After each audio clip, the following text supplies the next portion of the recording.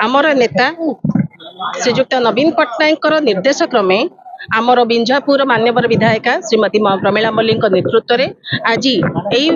बिंजापुर block पाखरे आमर गोटे नारी अधिकार अभियान आरंभ होती जोटार मेन प्रपोज होची महिला सम्मान महिला मानक अर्थनैतिक राजनैतिक सामाजिक अधिकार दबा।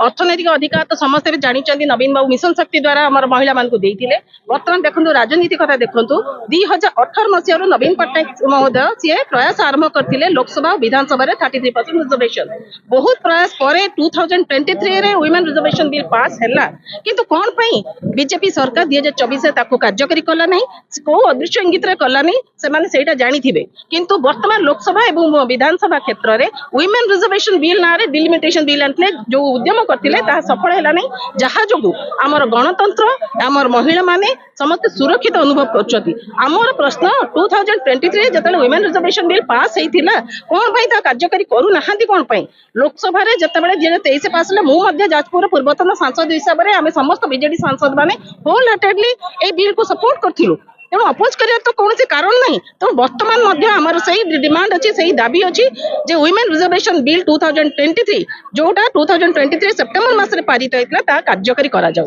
लाइक शेयर एवं सब्सक्राइब करंतु ट्रू ओडिशा न्यूज सहित जोड़ी होई रुहंतु।